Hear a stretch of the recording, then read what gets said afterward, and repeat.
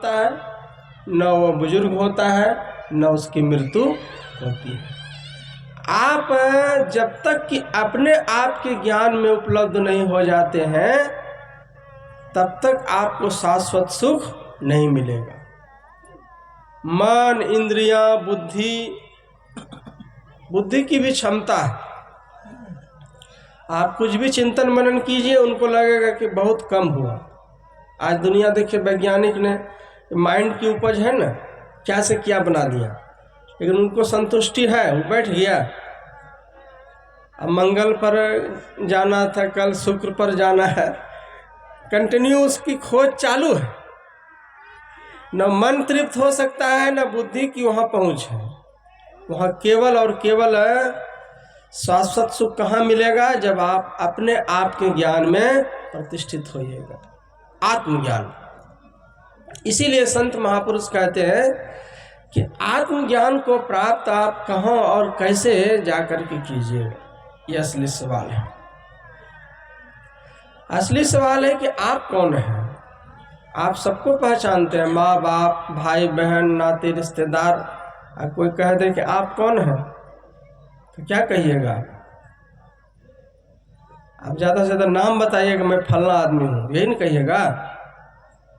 तो आप नाम कोई बता दिया, जैसे कोई बच्चा जन्म लेता है तो उसके माँ बाप उनका नाम रख देता है कि रामू रख दिया या श्यामू रख दिया या घनश्यामू रख दिया, तो क्या बेटा रामू हो गया? ऐसे तो कितना बार रामू, श्यामू, घनश्यामू बैठा हुआ है बन करके। जिस जिस शरीर में जाता है उसके रिलेटिव लोग उनको कुछ नाम दे देते हैं। आत्मा का कोई नाम नहीं होता। फिर दूसरे घर में जन्म लेगा, जैसे ये बच्चा इस घर में जन्म लिया, तभी आया यहाँ कहने के लिए कि नहीं, नामकरण भी आपको कर देना है, नाम भी खोज करके रख दिए।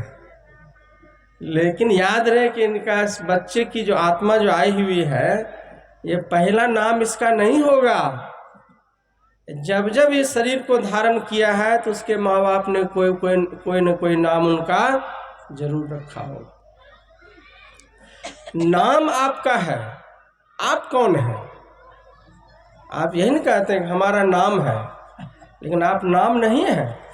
जैसे आप कहते हैं कि हमारा नाम है, मेरा नाम, मेरा कहने वाला अलग हो गया नाम, लेकिन इतना तादात्म्य हो गए हैं आप कि आपको पता नहीं चलता। कैसे आदमी तादात्म्य हो जाता है? जैसे कोई रिक्शा चलाता है तो हम तो उसका नाम नहीं जानते, अनजान आदमी तो क्या बोलता, वो चला जा रहा, कहता है रिक्शा, वो रुक जाता है। क्या वो रिक्शा है? आदमी रिक्शा नहीं है, लेकिन रिक्शे के साथ में चलते चलते इतना तादात्म्य हो गया है कि रिक्शा कोई बोल दे तो वो रुक जाता है 2 मिनट के लिए, भाई हम ही को बोला है। उसी तरह जब आप शरीर में रहते हैं तो शरीर से इतना तादात्म्य हो जाते हैं कि आप नाम को ही मैं समझने लगते हैं, आपकी मैं ही यही हूँ। आप नाम तो कभी नहीं हो सकते। कहते हैं आज हमारा पढ़ने में मन नहीं लगता है, इसका मतलब हमारा मन नहीं लगता, आप मन भी नहीं है। कहते हैं हमारा माइंड नहीं काम करता है, कोई काम निर्णय नहीं कर पाते हैं, बुद्धि नहीं काम कर रही, क्या करें, दुविधा में पड़े हुए हैं। इसका मतलब आप बुद्धि भी नहीं है, तो आप हैं क्या है? आँख कान हाथ पैर तो है ही नहीं है आप। मन बुद्धि भी नहीं है तो है क्या? जब तक कि अपने आप को नहीं जानिएगा, वही है जो किसी भी काल में न आपको कोई काट सकता है, न कोई आपको मार सकता है। लोग कहता है कि जैसा कर्म कीजिएगा ना, उसी के अनुसार अगला जन्म मिलेगा। बहुत अच्छी बात है, पुनर्जन्म को तो हर आदमी मानता है, लेकिन ये भी तो हमारा पुनर्जन्म है। अभी जो हम लोग हैं, ये भी तो पहले कोई जन्म में कोई ऐसा कर्म किए होंगे तब ना उस हिसाब से हम लोगों को मिला। यहाँ देखिए ना, इतने लोग हैं, किसी का रूप, किसी का गुण, किसी की विद्या, किसी की बुद्धि, किसी का संस्कार, किसी का धन, किसी का स्वास्थ्य, किसी से मिलता है, सबका अलग अलग है। अलग अलग है तो अलग अलग है तो क्यों अलग अलग है? अब यही बच्चा देखे, इस घर में जन्म हुआ, तो हम लोग 2 मंजिल मकान 3 मंजिल मकान में जन्म लिया, कोई बच्चा झुग्गी झोपड़ी में भी जन्म लेता है, कोई बच्चा स्वर्ग में खेल रहा होता है, उसको वहाँ के सुखों को भोगने के बाद मृत्यु भवन में आने में देरी होती है। इधर लोग अधीर हो जाते हैं, कितना दिन से नहीं हो रहा है संतान। तो अपना अपना कर्म स्वर्ग का वहाँ का सुख भोगने के बाद जो पुण्यशाली आत्मा होती है तो वह भिन्न भिन्न कर्म के हिसाब से भिन्न भिन्न घरों में जन्म लेता है।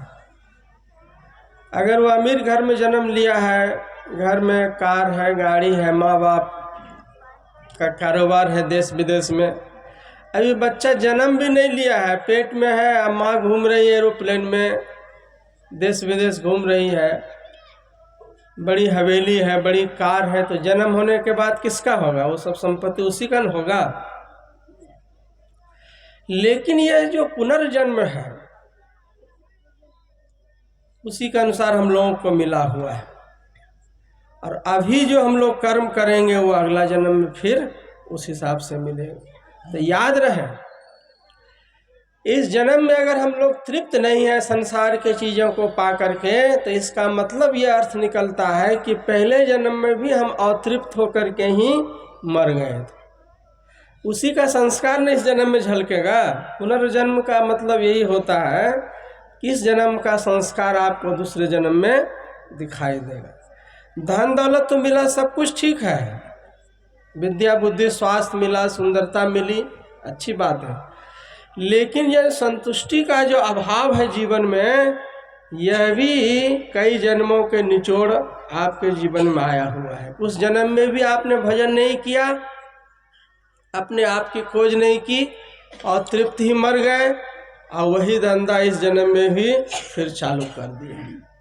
संत महापुरुष कहते हैं जब तक कि कोई गुरु से युक्ति लेकर के ध्यान नहीं करेगा और आसक्ति का नाश नहीं होगा, तब तक न उसके जीवन में सुख आएगा और न उसके जीवन में संतुष्टि आएगी। धन कितना है यह असली सवाल नहीं है, असली सवाल है कि आप संतुष्ट कितना है आप। और अगर आप संतुष्ट नहीं हैं, अब बहुत सी चीज़ें हासिल होने के बाद भी आपका मन अशांत है, तो ये समझ लीजिए कि आप जरूर गलत दिशा में आपकी कदम बढ़ा हुआ है। और इतना कुछ होने के बाद अगर अशांति नहीं है, तो आगे कुछ और भी हासिल कर लीजिएगा तो भी शांति मिलने वाला नहीं है, क्योंकि अनुमान तो थोड़े से रिजल्ट निकलेगा। इतना चीज़ हासिल करने के बाद अगर शांति नहीं मिली तो आगे भी नहीं मिलने वाला है। शांति आपके अंदर में है, शांति है अंतर्मुखता में, शांति है त्याग में, शांति है आसक्ति का त्याग करने में, नाश करने में, और शांति है किस चीज़ में? बोलिए। भगवान पर विश्वास करने में शांति है, भगवान के ऊपर में अपने जीवन की डोर को सौंपने में शांति है। खुद सोचिएगा, मैं ही सब कुछ कर रहा हूँ। आदमी तो अपने बलबूते के बदौलत एक सांस भी नहीं ले सकता है। अगर सांस लेने की हिम्मत होती आदमी में, अपने मन से सांस लिया होता,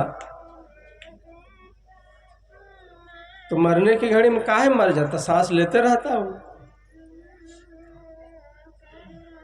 मरने की घड़ी में क्या होता है? सांस तो हम छोड़ देते हैं, लेकिन लेने की हिम्मत नहीं रहती। और वो हर क्षण हो रहा, अभी भी हो रहा, लेकिन इतना सिलसिलेवार ढंग से हो रहा है, इतना आहिस्ता से हो रहा है, इतना बारीकी से हो रहा है कि आपको पता भी नहीं चलता है कि कब सांस आपने छोड़ा और कब दोबारा सांस आपके अंदर में आ गई। मरने की घड़ी में यही होता है, सांस तो आप छोड़ देते हैं, लेने की हिम्मत नहीं रह जाती है, लोग डेड बॉडी कह देता है। जब आदमी अपने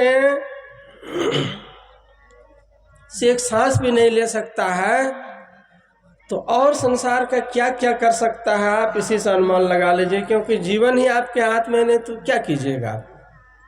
जीवन से जुड़ा हुआ सब कुछ है। जीवन है तो परिवार है, नाती है, रिश्तेदार है, कारोबार है, हर चीज़ है। और जीवन आपके हाथ में है। आपके साथ में क्या घटना कब घट जाएगी जानते हैं? अगर नहीं जानते हैं तो